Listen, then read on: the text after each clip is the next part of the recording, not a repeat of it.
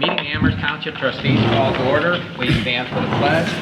I pledge allegiance to the flag of the United States of America and to the republic for which it stands, one nation, under God, indivisible, with liberty and justice for all. Abraham? Here. Lynch? Here. Euring? Yes. Kish. I have the meeting minutes from the February 8th, 2022 regular meeting of the Amherst Township Trustees.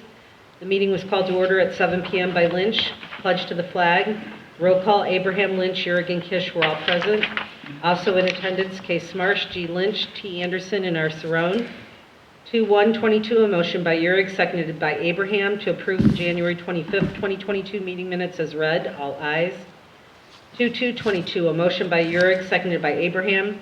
Move to approve the bills and financial reports with reservations. All ayes.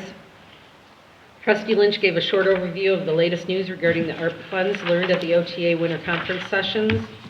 Under audience concerns, T. Anderson from Amherst Athletic Association looking at potential of using the township fields or get into the rotation of using the fields for baseball and softball. Trustee Lynch explained there are MOUs with other groups who use the fields. Contact information for those groups will be provided to Mr. Anderson so he can discuss the possibility of coordinating field utilization with all interested organizations. Trustee Lynch noted that April 26, 2022 will be the bid opening for the Dewey Road project from Park Avenue North to North Ridge Road resurfacing. Under correspondence, Fiscal Officer Kish noted two pieces of correspondence, one from NOPEC regarding opting out of the Community Choice Natural Gas Aggregation Program. Second one was from the City of Elyria Public Utilities Office regarding the increase in our last water bill. We applied for a credit and it was denied because we had been rendered a credit within the past 2 years. Under reports, ambulance, nothing to report, and as an ambulance board, they are only meeting once a year. Under zoning, 0 permits for the month. The zoning commission was going to be hearing a zoning amendment regarding the billboard on Route 2, but it will be moved to April 5th because the application was not turned in on time. A design site plan review of the sandstone development might also occur on April 5th. Under road, park, and cemetery, Road Superintendent Smarsh reported snow removal has been the focus of the past week. Things went well. We are currently running low on salt, but keeping a small amount on hand for the possibility of an ice storm. Salt has been ordered from Cargill, but we are currently waiting for our next load to arrive. Working on the Lorain County mini grant for stormwater sewer replacement. We received correspondence from the Lorain County engineer regarding the 2022 chip and seal program and our participation.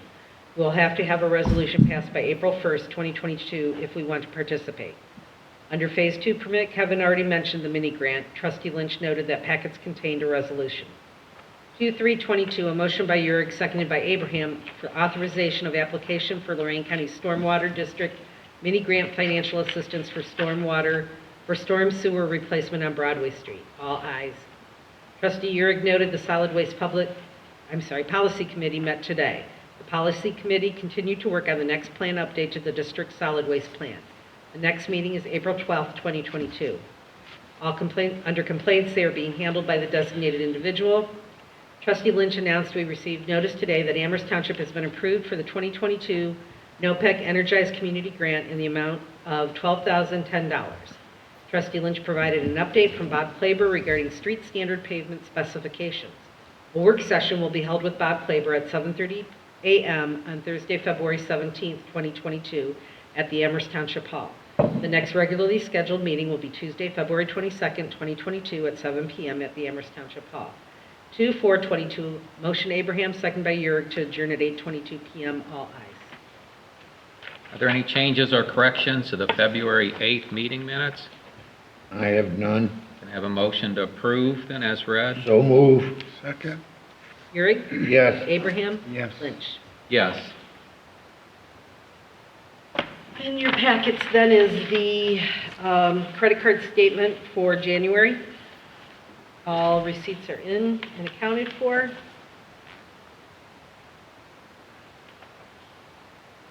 And then I'll make a motion that the credit card account transaction detail has been reviewed per policy and the card statement is accepted as presented, subject to investigation.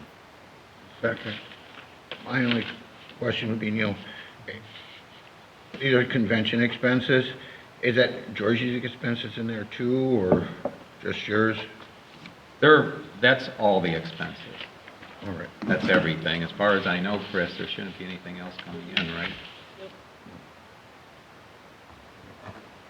Now, are Georgie's expenses covered also with the convention, or? That's up to you. If the detailed receipts have been provided with each one of them, there's others in here where she didn't eat anything. If you want to take them out, you can, David, if that's a concern. As long as we're covering what we're supposed to, Neil. That's all. It's all right. Did you go to classes, Georgie?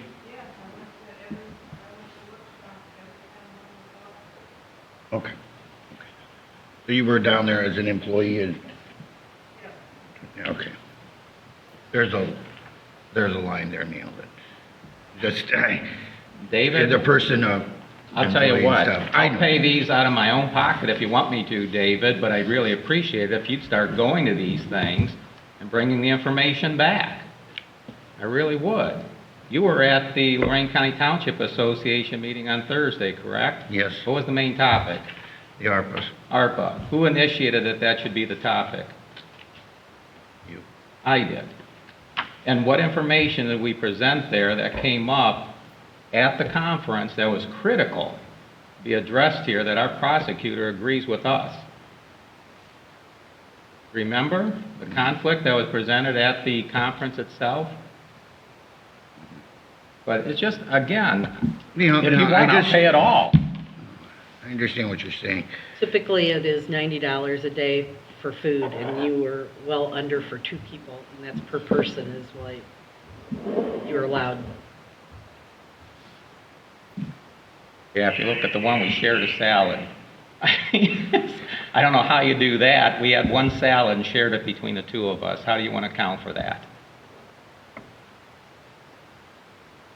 Any other questions? Those are the questions now. I will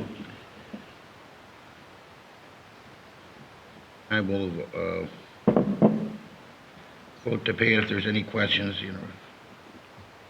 anything else, Yeah. bring it up I was later. just going to tell David, too, that a lot of the breakout sessions or the learning sessions, Georgianne and I had talked about them, and there were things that I need for the job that I do that she went to for me because I wasn't going. So she took notes and brought all the information back. So it's not that she's just going along for a free ride. She's actually bringing the information back to the employees, too. So just for peace of mind. That's part of the clarification that Yeah, I yeah, want, that I need.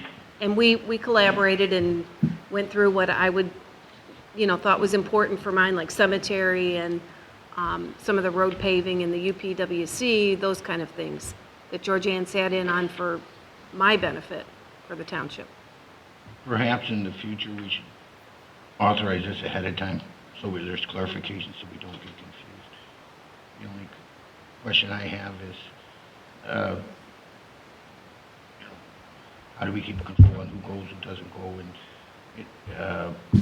I think that maybe stating ahead of time, because there's no problem. There's no problem, Neil. Want me to withdraw my motion? I think it's effective I withdraw the motion, and I'm going to withdraw my motion. You and Denny decide if you approve this.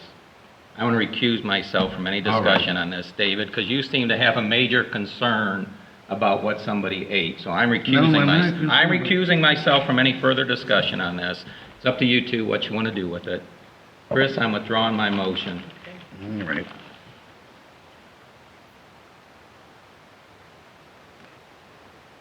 I just have one question. Both enrolled, both went through the conference, the convention. You Yes. both. We All went. right. I guess I don't understand the question. Where else would we go? Well, No, you you both went registered through. and George even got a reduced price as a Right. spouse attendee. So she saved us money there as going instead of 2. I don't even want All to right. discuss it anymore. Let All right, David all right. make a decision. Either wants to pay it or he doesn't. It's up to David and Denny. I do need I'm this. done. I We're think gonna that's signed pinch in pennies that on it. package. I don't think I had one in the package. I'll make a motion then to,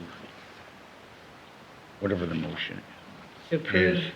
the Approve January the 22 credit card card. account transaction detail has been reviewed per policy and Policy. is accepted as presented, subject to investigation. You're making that motion, David? I'll make that. Denny, you want a second? I'll second it. All right. Euring? Well, hold on. All right. Just make a comment that, noting that this is for a trustee and a township employee. That's my comment on that.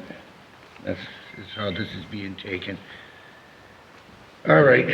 Change that in the minutes, because I don't even know how to write that. No. I have Yerrigan, Abraham, Eyes, and Lynch. Well, no, we didn't take a roll call yet. Yerrigan? Yes. Abraham, Yes. Lynch. I'm recused. I'm not having Abstain. any more discussion. I'm not going to talk about burgers and salads.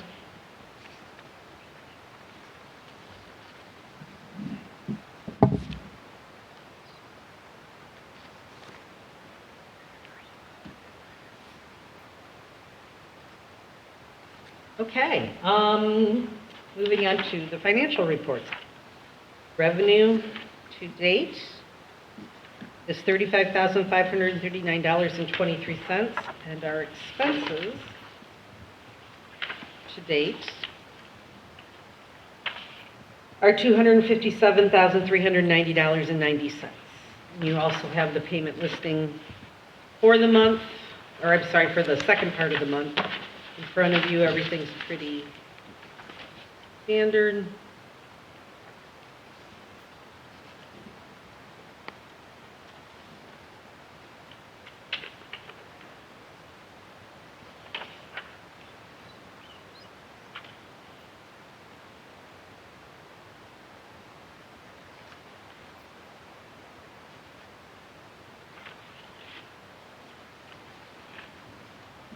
Anticipating for the second meeting in March, I will have the permanent appropriations. We'll need a resolution for that for approval, and we'll probably have the first half of the real estate taxes in by that meeting as well. Okay, so the second meeting in March. Yes, I'll have that to you the Saturday before.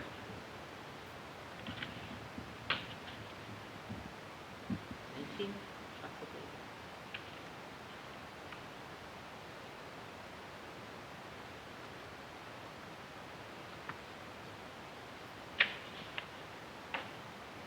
That'll be on March 20, for the March 22nd. Correct.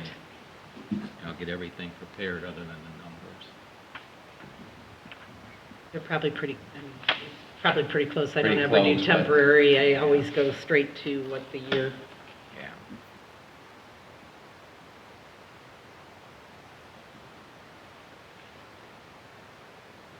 Okay, can I have a motion then to pay the bills and approve the financial reports with reservation? So move. Second. Abraham, Yes. Euring, Yes. Lynch. Yes. Okay. And I just had, Chris, since we kept it under the financials here with the American Rescue Plan Act, is the one item I was referencing, and I think I shared this at the last meeting, that between two sessions, one that was put on by Stacy Massey of the Ohio Office of Budget Management, the second session was with two attorneys from Baker, Dublicar, a whole bunch of other names on it. And they had given some information that was diametrically opposed on eligible expenditures for the ARPA funds. Specifically, Stacy Massey was saying, and especially for townships, which didn't receive all that many funds to begin with, make it easy on yourself, adopt a standard allowance resolution of revenue loss and just use it to pay what you generally use for government services, including all payroll and benefits.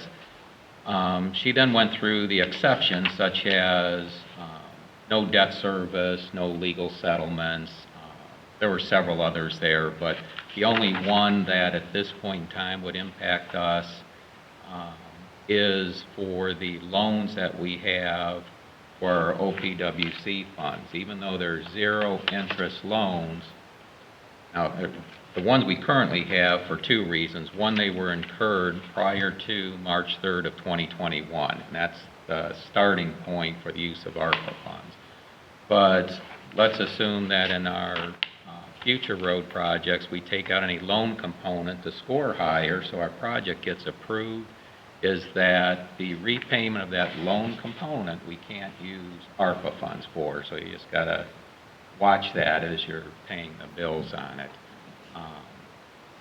But in any case, I talked with Marissa Myers, the OTA person in charge of government affairs, to explain, hey, Marissa, we've got to get something straight here, because I've sat in two sessions, heard completely different information. I then sent information to Stacy Massey at the Office of Budget Management, letting her know what I thought I heard. I didn't want to throw people under the bus if they then correct themselves later, and she reconfirmed we could use it for everything. Well, what really helped, the Lorraine County Township Association had their meeting last Thursday. We had Dan Petticord from the Lorraine County Prosecutor's Office there. Marissa Myers from the OTA was there virtually. Marissa even brought up in her presentation how there was some conflicting information there, and she deferred, follow what your prosecutor gives you as guidance. During the general session, Keith Faber from the auditor's office was at the OTA conference. He had reiterated the same thing. He even gave an example going back to the CARES Act funding, where one of his auditors felt money was spent on an ineligible expenditure. The auditor's legal counsel agreed with them, but since they had their county prosecutor authorized it, they said they couldn't cite on it. They felt they followed their due diligence and followed that. Well, in the discussion just last Thursday, Dan Petticord agreed, and everything he's read in the final rule from the U.S. Treasury, we can use this for our standard expenditures. So where we talked about salaries for township administrator, road superintendent, road personnel, elected officials, that can all be covered.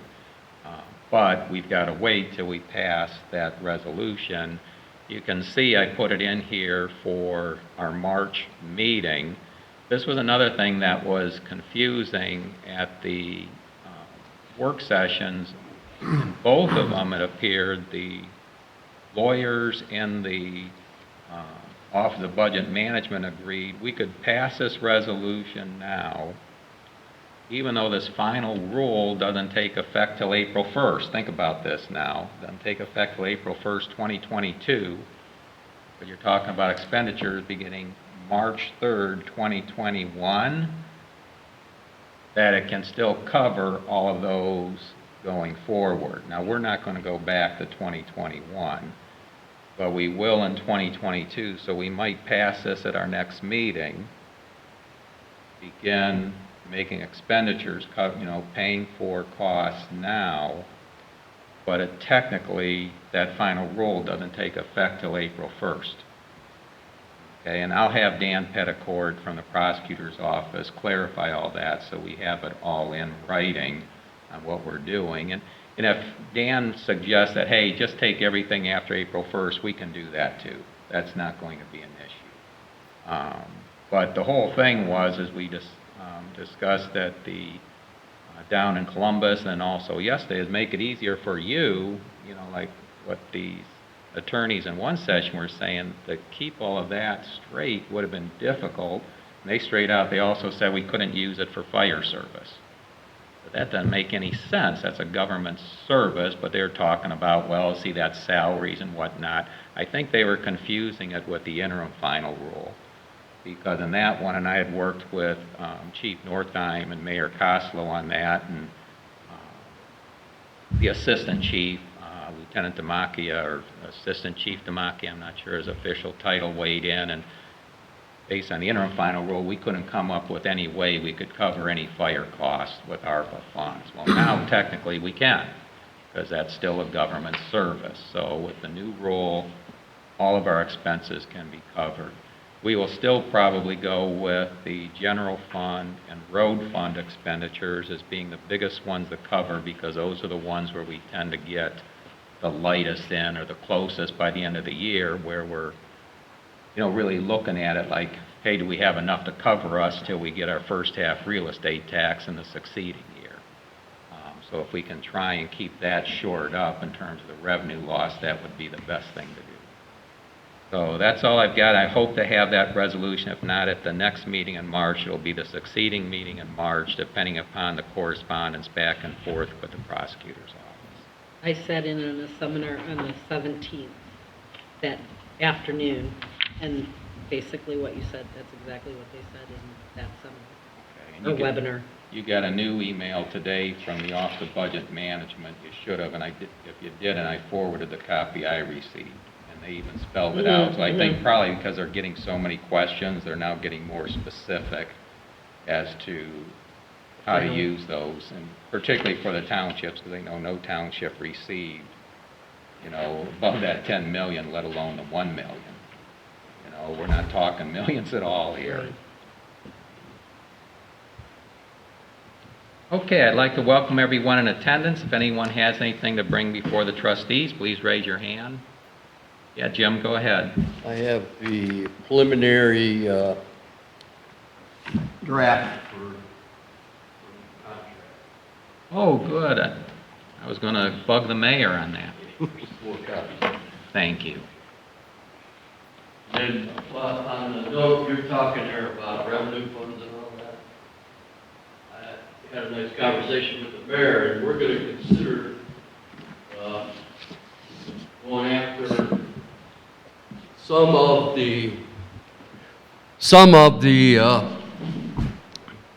runs that we go on through the insurance companies, and we're going to bill. Okay, it's going to be done on a basis of non-residents of the township, non-residents of the city.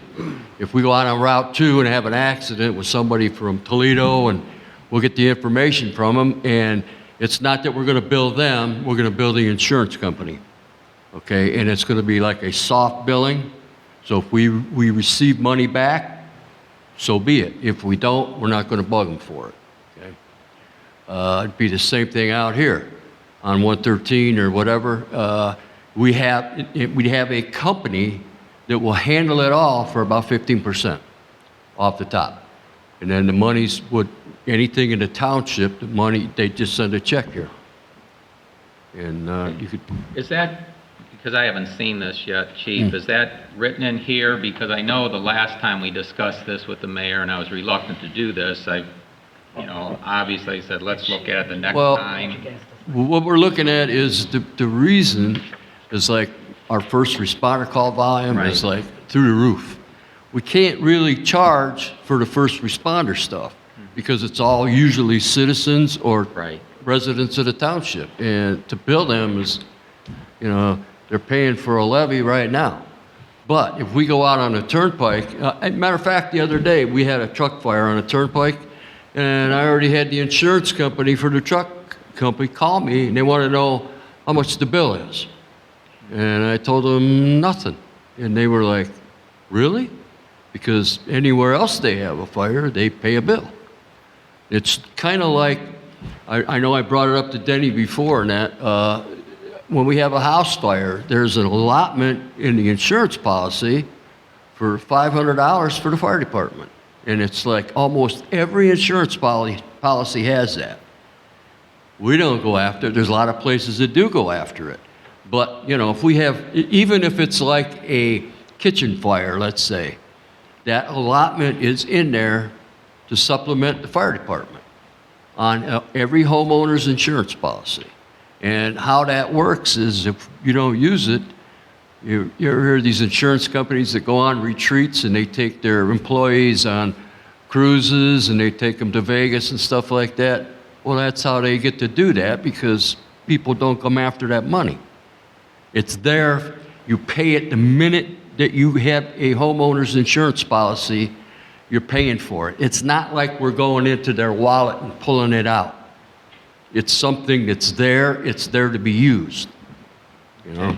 But So, this, what the mayor's talking about is just, it's not going to be for existing residents within the districts of, City of Amherst, Amherst Township. It's just going to Right. be those outside the district. Correct. Responding to. And Yes. that I think is really appropriate. And I know even at the conference, they've always got the vendors there that are pushing for that. And I know Yeah. since then, they've already sent me emails.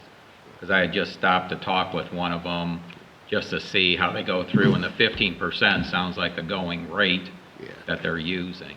and I have a bunch of, like in the state of Ohio and even across the Pennsylvania line, yeah, some of these charges that they charge are like, holy schmuck.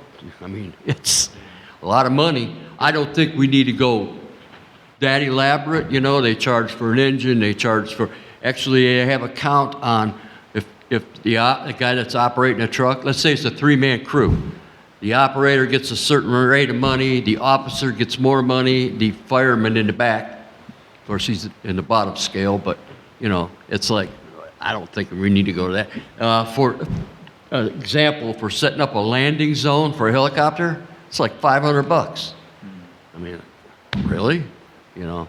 I don't think we need to go to that extreme on stuff, I mean, they talk. Cover the costs and kind Yeah. of like the rates you've already got settled that are there. Right. I said I was going to sit down and go over this stuff and come up with some reasonable rates.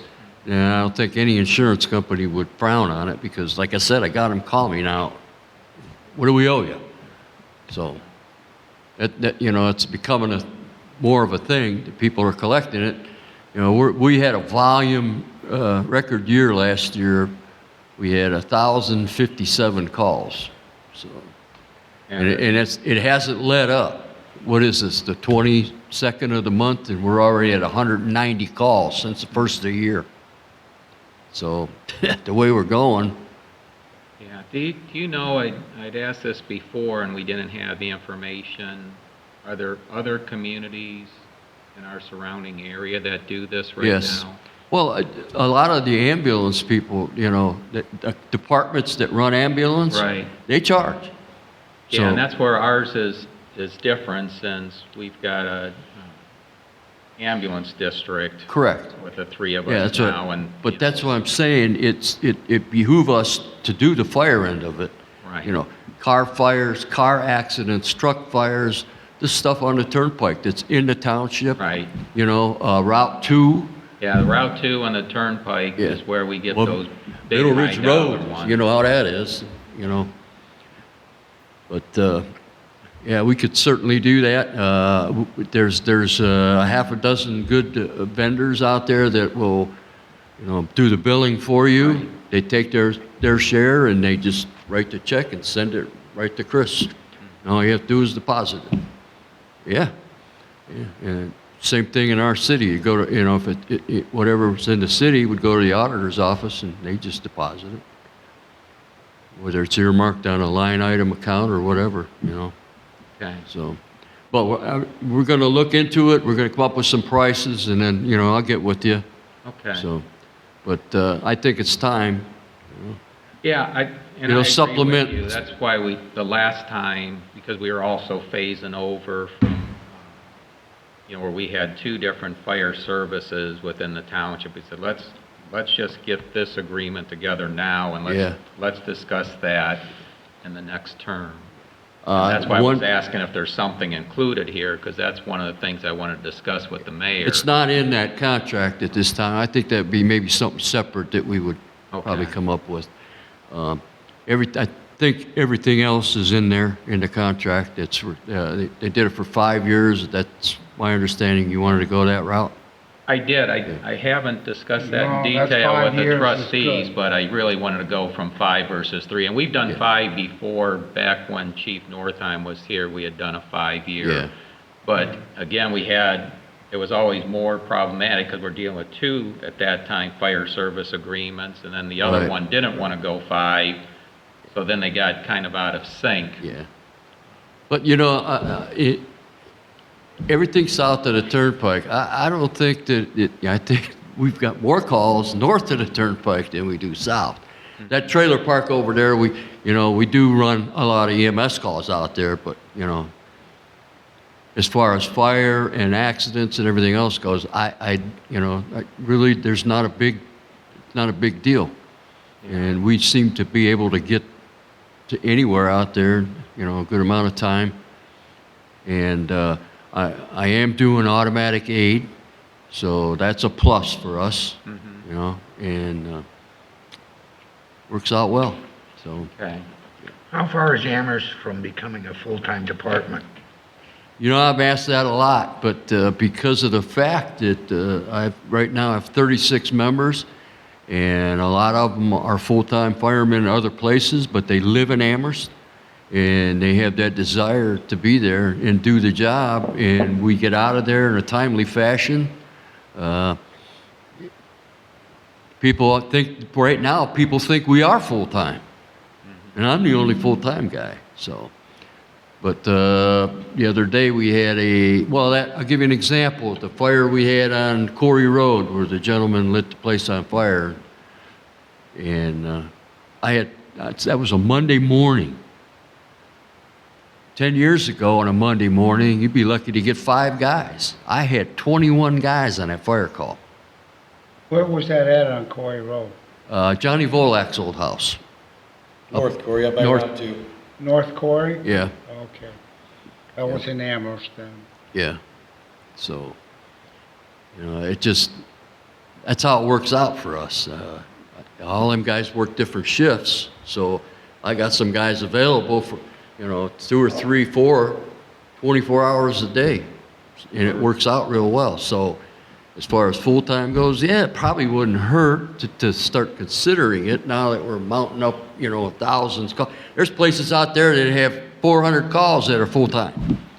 We got 1,000, almost 1,100, and we're still part-time. But, regardless, we do the job, and the guys all enjoy doing it, so. And the pay's not that bad either. Do you ever have shifts where you run 8 hours? Because No, we don't need to do that. The only thing that disappoints me in the whole thing is the first responder calls. We get them at 3 in the morning, and I'll have one guy show up. Yeah. And that just irks me because I don't want one guy going into and this could happen real easy.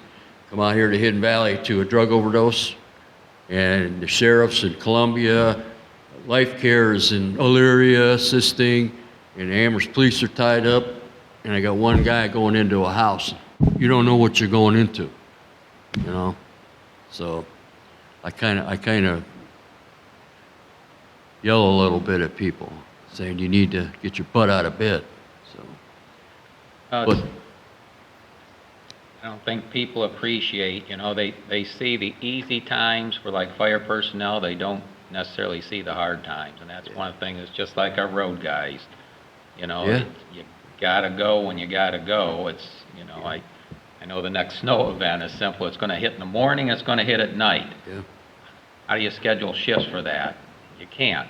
yeah. 24/7.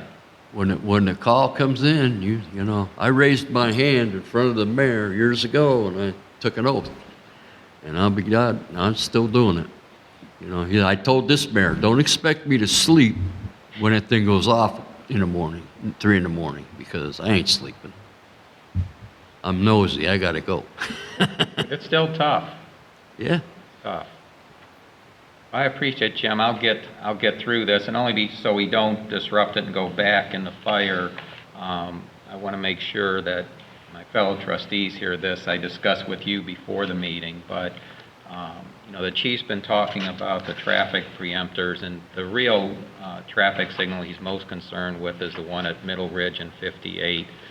And in our last discussion, we talked about whether this could be used an application, the state's capital budget, and also what other options there are, and who ODOT specifically handles this. Unfortunately, I don't have the last name. I was just searching my email here earlier and couldn't find it. I know the gentleman's first name is Scott from ODOT, and I worked with Bob Kleiber from the county engineer's office. Bob got us in touch. We actually discussed things when I was down in Columbus at the OTA conference.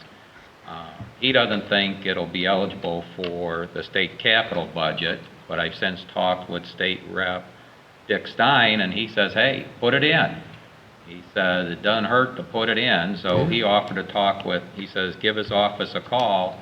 I told him I'd probably call Representative Miller's office, because he's actually our rep, and he says, oh yeah, he says, Joe's office can help you too. He says, they talk to each other all the time.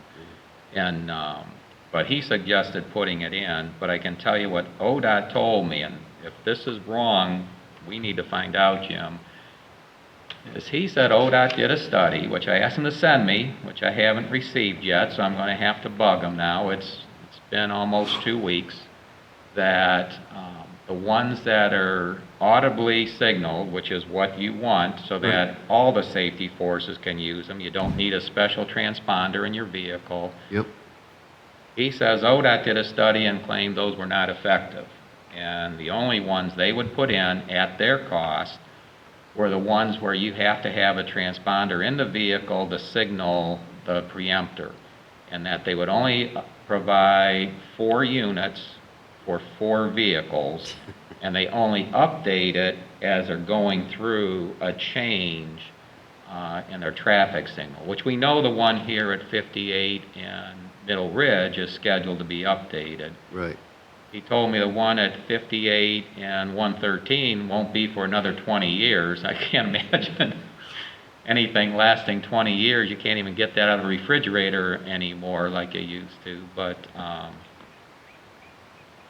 he did say they had sent us information. Well, then he said, well, they sent it to the state rep's office, and he couldn't recall which one, and I'm assuming it was Representative Miller. So I'd asked him if he could send me a copy of the study, send me a copy of the documentation they sent to the state rep, who had contacted ODOT at your request, to get this done. So, we're not going to give up, especially the chief mentioned he believes that in Vermillion, you thought they might have been provided. Yes, they did all the way down Route 6 when it was the state that resurfaced that whole road, and they put up new lights. And they put those preempters up on every traffic light through the city limits of Vermillion. I'm assuming that it was done by the state, because they put up the poles, like they're going to put out here and that. So, and like you said, they're not going to let just anybody go into their Right, in traffic their control box. Yeah. When he told us we could, and that's the other thing, he said, well, if you want ones that are audibly signaled, you'll have to pay for them yourself. And I said, well, then how do we install them? I mean, you won't let us into your switching boxes. Well, we probably have to have a contract with someone. Now they'll control the costs and the timing, and that just gets problematic. But I will contact this gentleman from ODOT again to say, hey, remember we discussed this, you were supposed to send me a copy of the study and also the documentation that went to State Rep Miller's office, so I can at least see what did they send them officially.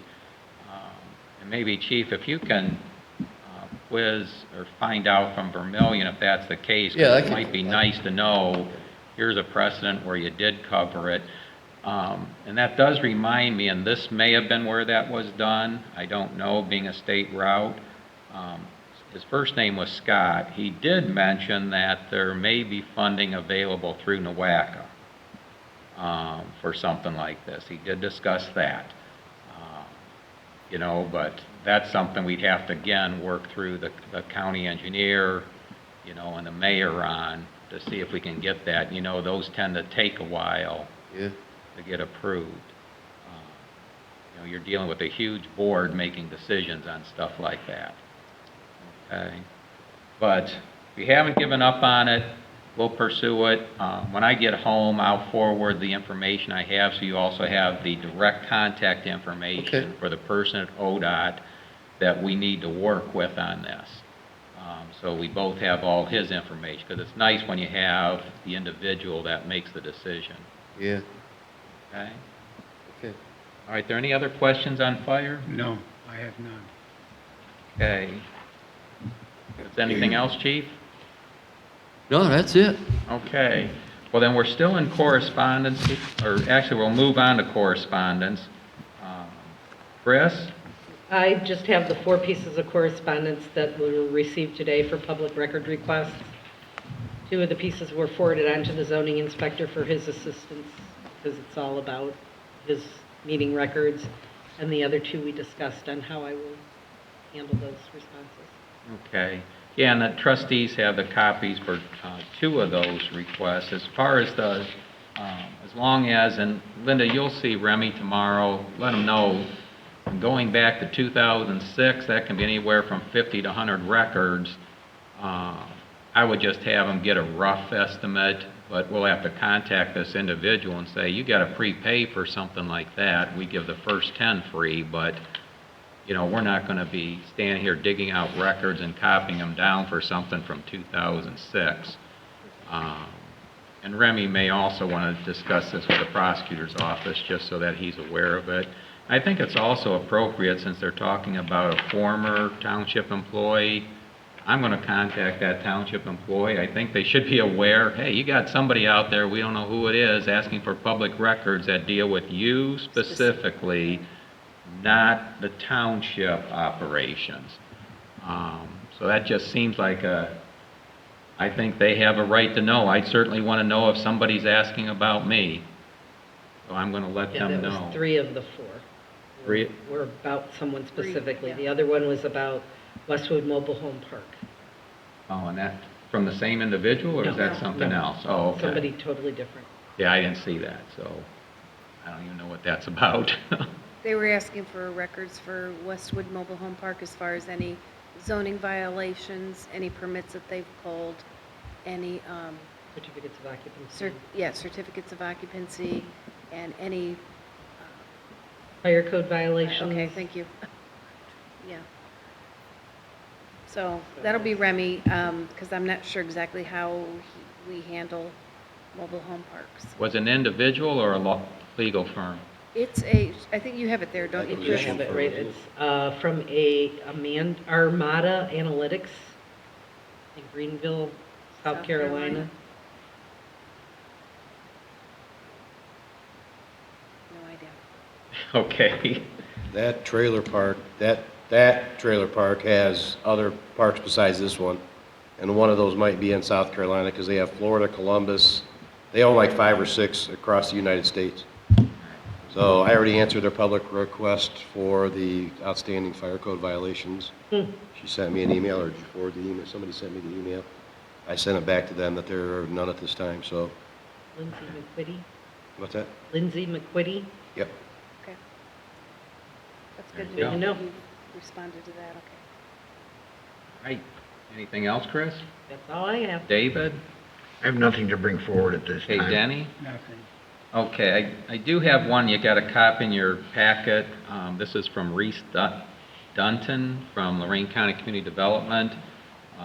They're talking about the Tax Incentive Review Council meeting on March 22nd. And specifically for Hampshire Farms Tax Incentive Finance District, which is the project for Hampshire Farms on Oberlin Road. And that one, and you'll see, begins at 11 o'clock on Conference Room A on the 4th floor of the County Administration Building. Now, what they say is that this Turk Board includes county auditor, county commissioners' appointments, but also a member of local school district, which is the treasurer, superintendent, and the township, so please consider attending your scheduled time. And forwarding this notice to the schools. Well, I don't know that we should forward it to the schools. I would think that the county would forward to the schools, but we could certainly let them know. That just seems like a problematic way of correspondence. But we've never, in the past, we were requested to appoint a trustee to the Turk Board. And as far as I know, we've never received that request for Hampshire Farms. And if I recall, the one for Hampshire Farms was the county put the TIF on that project so that they could extend the sanitary sewers there along Overland Road. And they've done the construction from Hampshire Farm South to K Drive. They still, this succeeding year, want to get the one going north to the Route 2 overpass. So I don't know that it's necessary, but I'd like us to at least officially appoint someone, and since we just received this today, there's nothing, and it was at, 4 o'clock, there wasn't anything pre-prepared, so I'm first going to ask David, can you attend this meeting on March 22nd? 22nd, I should be able to, yeah, that's a Well, then, Tuesday. you'd have no opposition if we appoint you then to the Turk Board for Hampshire Farm Project? You're formally asking for an appointment? That's why I said they haven't, and that's what seems odd. They're telling us about this and asking that we attend. I'll attend on behalf of the township, yeah. Okay, then what I'm going to do is make a motion to appoint David Urig to the Tax Incentive Review Council for Hampshire Farms Tax Incentive Financing Project, and that'll be my motion. I'll second that. Lynch, Yes. Abraham, Yes. Urick. Yes. Do you have a number on that, That Chris? is 2/8/22. 2, 2/8/22. 2/8.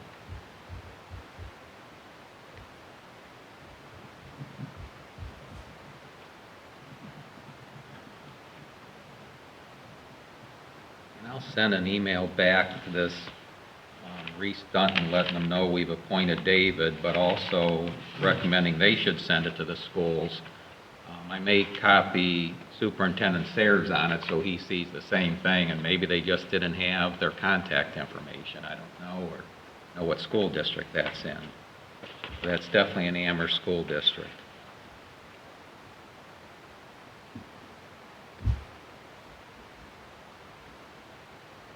And then just a reminder, it's on your agenda, we have on April 26th at 7:30 will be the bid opening for the Dewey Road project, and that's the one we're doing together with the city of Amherst. Yeah, April 26th. It's on the agenda there, Denny. Yeah. Okay, the sheriff's not here, Remy's not here, we've already covered fire, so we'll move on to road. Superintendent Smarsh. I don't have much to report here. Everything's running pretty smooth, and we are getting into a full-fledged pothole season. And Daryl is left for Florida. He's going to be gone for about a month and a half. So I was going to call Rex back in and get with Chris and make sure we got everything settled. So nothing needs to change hands there. So, but that's basically all I got going on. We got storm coming in, snow's happening here this week. Friday. Friday.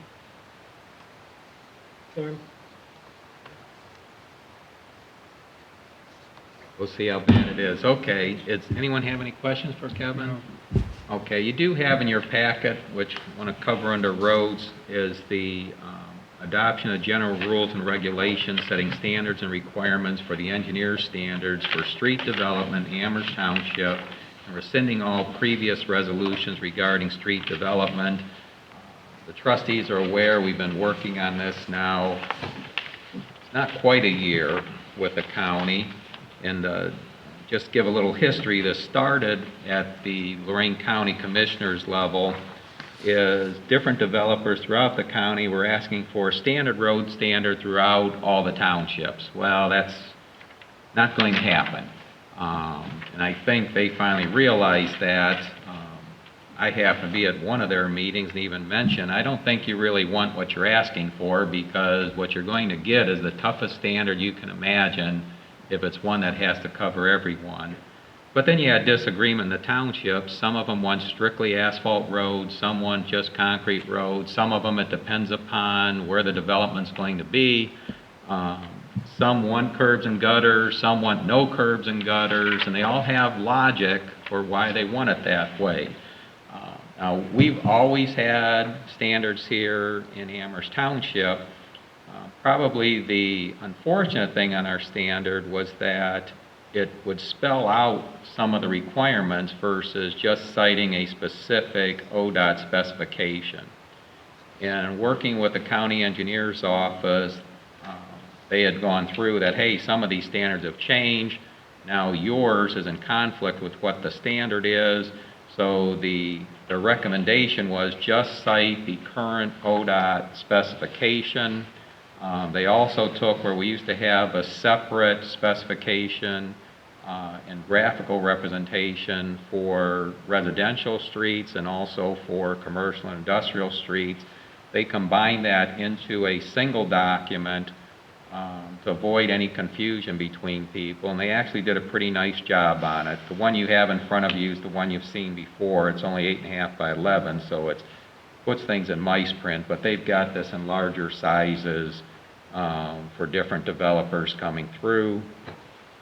Probably the biggest concern was, whereas we always had soil stabilization as a requirement, regardless of the soil conditions, is that now it's going to cite the ODOT specification, necessitate, which we had before. They still had to pass a proof roll test, but that was after putting in soil stabilization. Now the way the ODOT standard reads, they can go through that proof roll test prior to any need for soil stabilization, and soil stabilization is an option only for those sections that fail the proof roll test. So at our last meeting, we had a few other items that aren't necessarily specific to road standards, and so they don't have an ODOT specification, but something that the trustees wanted to make sure were included in the specifications. And for instance, that the road superintendent must be present at the proof roll test. So we currently have it, county engineer will have an inspector, but also our road superintendent will be there. We've got the requirement for sidewalks, which obviously isn't an ODOT requirement. We've got the requirement for street lighting. So we have that in there, and we also, as far as the specific types of catch basins we want, all of our catch basins are specified as being precast versus being bricked up catch basins, because we know what type of maintenance issue we run through in maintaining those catch basins today. We also put in, as far as the, for fire suppression, the requirement that we have the fire hydrants in all the new developments and what the distances are between those. So those items technically aren't with roads, but obviously if you're putting in a new road, you want to get all that in there. All the utilities will be underground in those, so that's all been covered also. And things like also that cul-de-sacs, no islands to be constructed in cul-de-sacs, right-of-ways as far as restrictions in right-of-ways, and then we have a maintenance warranty requirement of 2.5 years after the township accepts the road. So it's not upon road construction, it's the time clock starts after the township's accepted it. And that's all spelled out in this resolution. So I'm going to make a motion that the attached diagram titled Amherst Township Roadway Typical Section Concrete Pavement dated February of 2022 and prepared by the Lorraine County Engineer's Office shall define the street construction and pavement detail for new street development in Amherst Township. Section 2, in addition to compliance with the construction and pavement detail referenced in Section 1 of this resolution, the following item requirements are required for all new street development. Cul-de-sacs, no islands shall be constructed in cul-de-sacs. Right-of-way, no trees, fences, or other items will be permitted in the right-of-way without written permission of the Board of Trustees. Lighting, all new streets that create intersections and cul-de-sacs with either existing or new streets shall be lighted. Street lighting shall be required at a distance of not more than 300 feet between streetlights. Developer shall provide a lighting plan for approval by the Board of Township Trustees. The maintenance warranty, all new streets that are to become township roads will have a 2.5-year repair and maintenance warranty that will begin when the township accepts the improvements after final inspection by the township road superintendent. This includes the pavement, drainage system, sidewalks, and other items the Board of Trustees accepts. Section 3, all previous township resolutions regarding street development shall be rescinded and replaced by this resolution upon adoption by Lorraine County Board of Commissioners for inclusion as part of Lorraine County Planning Commission process. Section 4, a certified copy of this resolution shall be forwarded to the Lorraine County engineer to ensure inclusion in the Lorraine County Planning Commission and subdivision review process. The rest is all boilerplate, but that'll be my motion. I'll second it. Okay, any discussion? Okay, roll call, Chris? Lynch, Yes. Abraham, Yes. Urick. Yes. Yes. Number on that, Chris? 2922.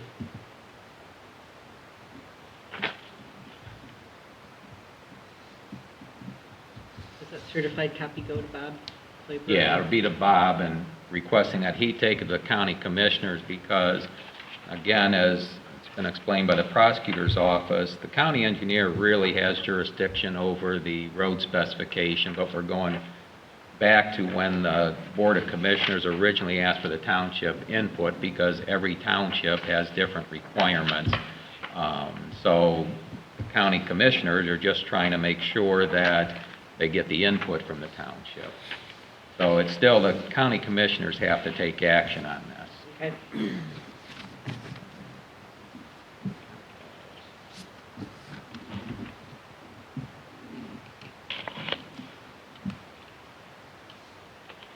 Okay, Township Administrator Ashley?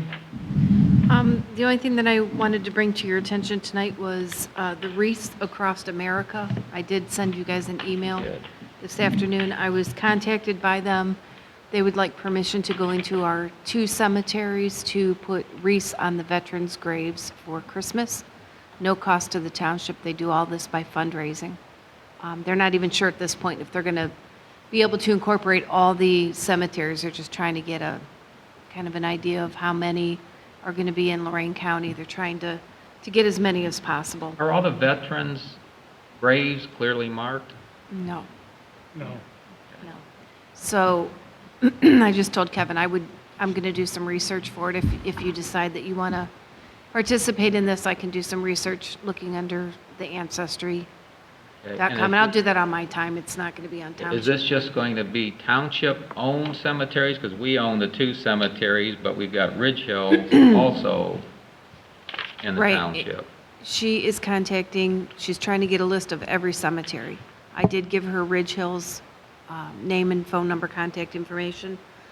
She said there was also a Jewish cemetery, but they opted Right. not to contact the Jewish cemetery because they put these on at Christmas time. Their preference.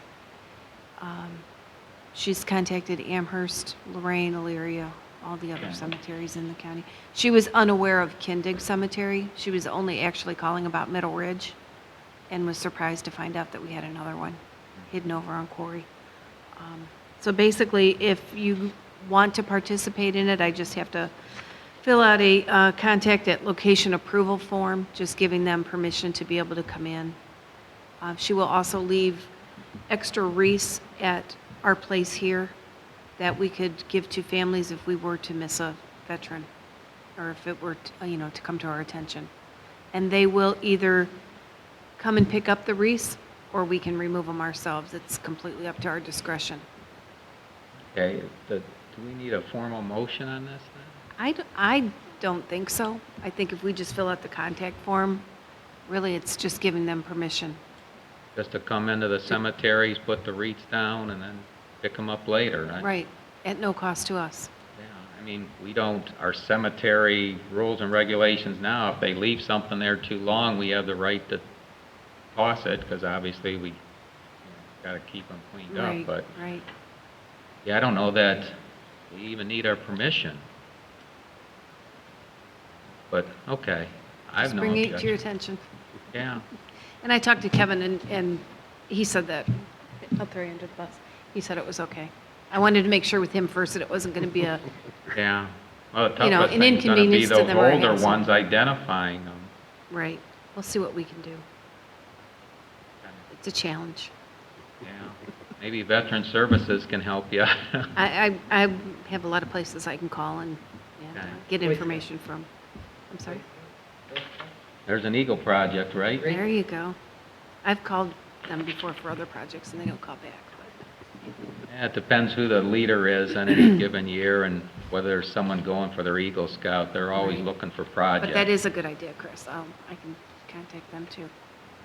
So, and, They'll have plenty of time to get it done before next Christmas. right. And the only other thing is, just to let you know that the Chronicle Telegram did run the legal Good. notice for the contractors for the bid books to be picked up at the Thank you. county engineer, and the opening on April 26th. Great. Any questions for Linda? No, I have none.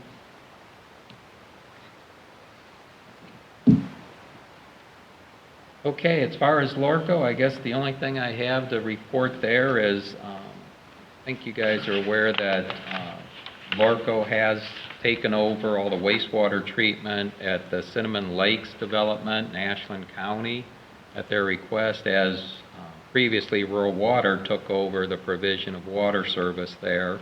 And long-term, the issue for Cinnamon Lakes was EPA findings and orders, and their utilities board at the time realized the cost of repairing their package plant was so high to meet the EPA's regulations that it just wasn't something that was doable. And so, and they didn't have the authority to partner with an adjoining community that has a central wastewater treatment plant, in this case being West Salem.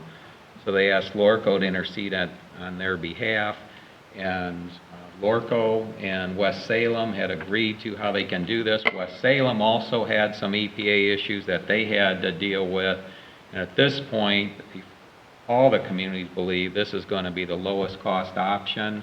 Well, since then, Lorco first received, they applied for the grants for the water pollution control loan funds, which they did receive at a 0% rate. So essentially, yeah, you can't beat that.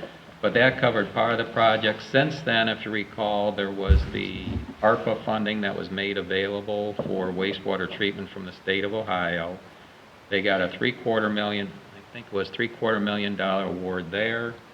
And their third award they just received, and I forget where that is, essentially the cost based on the engineer's estimate, which the engineering firm is McKeever and Associates.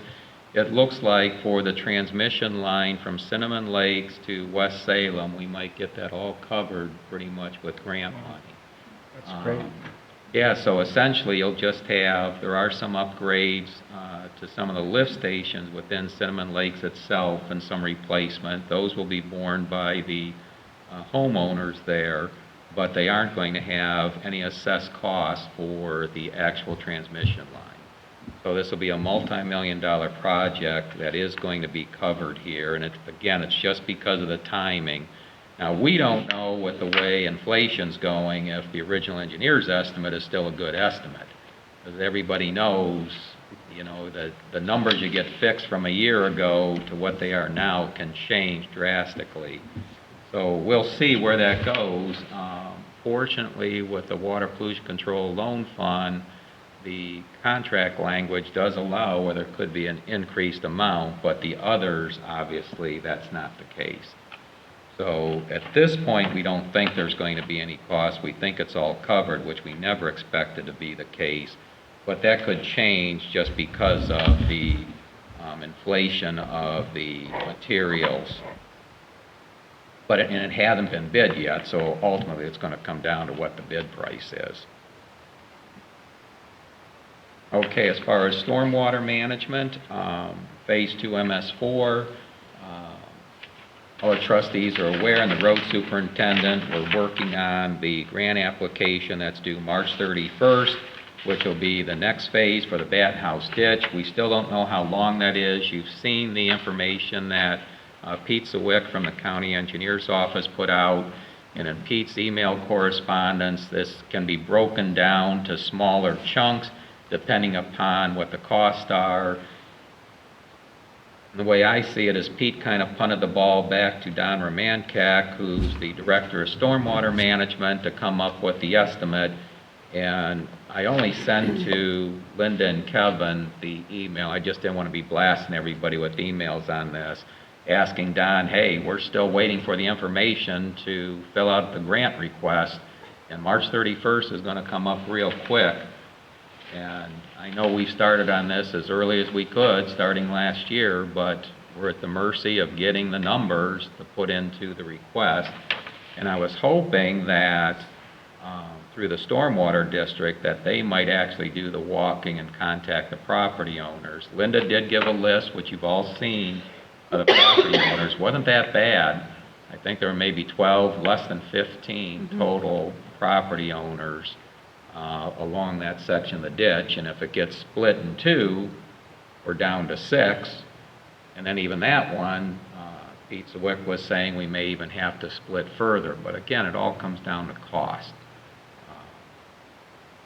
But hopefully we hear back from Don as far as when he can be available to sit down and talk about this so we can get that application completed. But it's definitely March 31st is the hard stop deadline, so we'll have to have a resolution at either our first or second meeting on that also, Chris.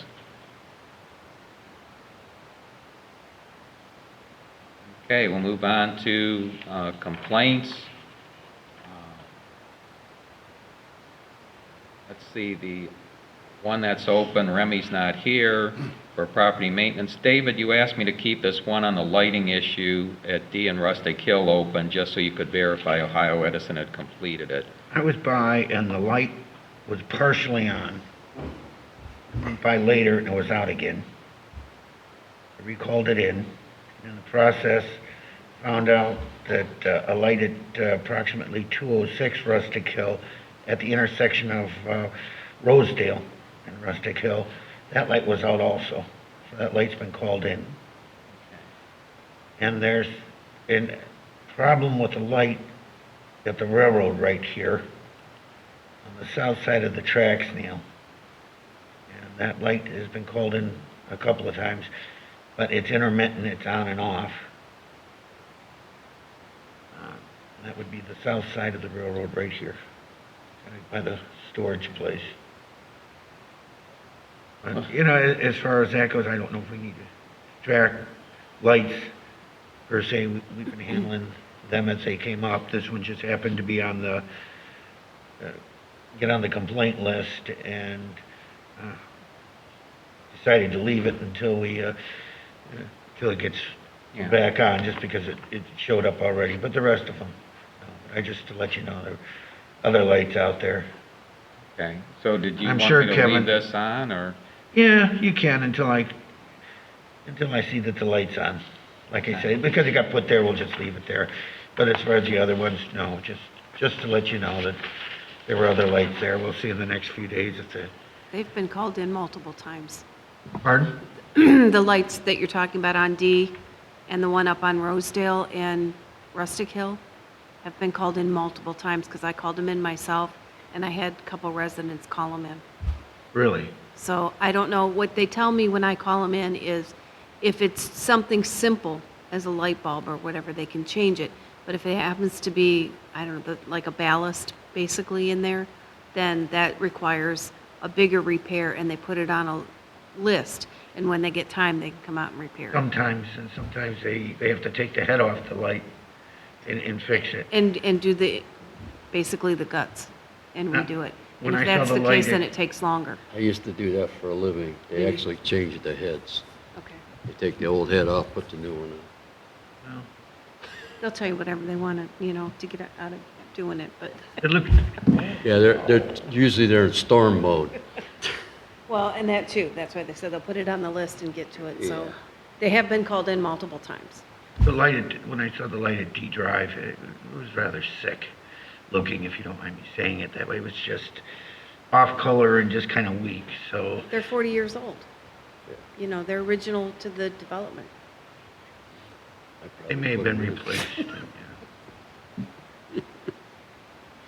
But just to let you know. Maybe they'll change them over to LEDs and give us a discount on our lighting contract, right? Changing them at their cost. They Yeah. got Well, they do, but we pay them, you know, so it's just, but I suspect somehow I don't think we'll get a savings, because power company always has to make so much money. All right, thanks, Linda. Yep. As far as the other items that are on the agenda here with specific responsibility assigned, is there any update? No. Not as far as I'm concerned. All right, David? I have nothing at this time. Okay, then our next regular meeting will be at 7 o'clock on Tuesday, March 8th. Is there any need for a work session between now and then? Okay. All right. Any other business?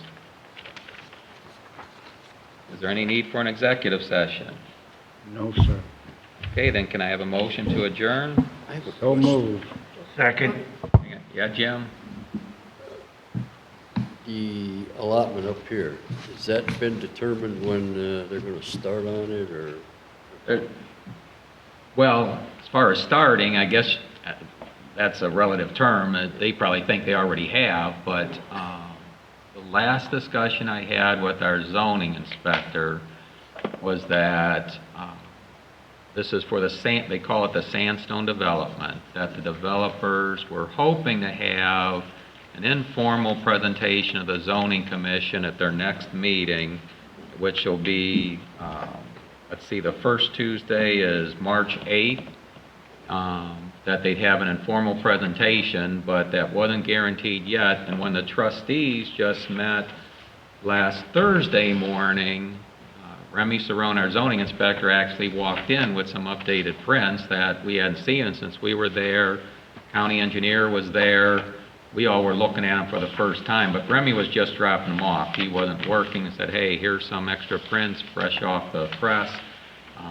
But I'm sure that's going to change. But they are moving along, Chief. They still will need a formal presentation and site plan review before the zoning commission. And since this particular one is a planned development district, they'll also have to come before the trustees. You know, a typical development, foreign plan development or conservation, they just go to the zoning commission. But this one, because of the scope, they come to both.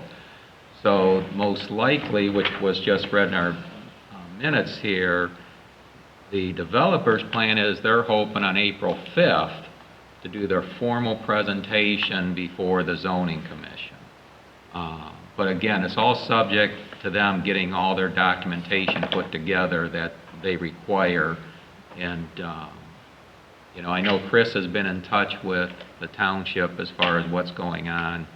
You know, I would still, if they're here for the informal, that's usually a nice place to get, because you actually probably get more input so that they can go and change it and have it ready for the final presentation where you really start dotting the i's and crossing the t's. Well, my main concern would be the propane cylinder up there. You know, and I'm throwing this out there, they're gonna be doing a lot of excavating and stuff in that development. Would it behoove us to have them put a mound system on the south side and the west side? Okay, That would protect from, if something were to happen there, it would go up instead of, yeah, well, that might make sense. I know Yes. they've got, because the one property owner asked for a fence, that no reason it can't be fence on a mound. I would say that would probably make a lot of people feel, you know, a lot, especially me. Do you have the contact information for the developers? I do John not. Evanson? Yeah. Can you Yeah. speak, it'd be best again. Well, won't that include Bossman too? Who's- The guy that owns the land over there. Well, it probably should, but I thought you were talking about the development. In other words, within that on the perimeter. Correct. It'd be on the south side. Perimeter, putting it in, Yeah, that's that- what the developer can control. Yeah, that fence line there, Bosman owns up to the fence line, and then the development's just over the fence. So, yeah, that particular section right there on the south side, but then I'm talking about doing it on the west too, you know, down, because he does own beyond the area, you know, where the trucks and stuff are parked.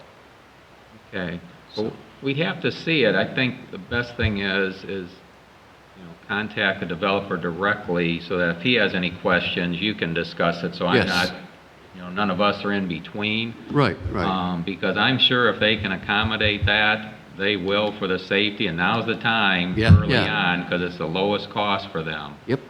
They're gonna be moving dirt, so it'd be a good Right. place. They won't have to, you know, off-sell it or haul it. Well, and they might Too have far. extra because one of the requirements we put in the settlement was additional capacity and slower release of stormwater. Right. So that That's should, gonna be more dirt. right. So that might be a nice place to Yeah, put it. Yeah. Yep. I think it would make a lot of people, Okay. As long as you've got the contact information, I just contact them directly. okay, yeah. On Well, that. we'll work together on it. Yeah, because I know the engineer was going to discuss the roundabout design with them because he didn't agree with what he saw in this preliminary print too, so. But, you know, every person looks at it from their lens and, you know, and now's the time to talk with them though, Yeah. before they really get heavily invested. So is that preliminary meeting going to be? As far as I know, Chris, it is, but, you know, Remy hasn't received final information, and we've asked also that when that occurs, we get a digital transfer of the documentation too, so that everyone can see it ahead of time.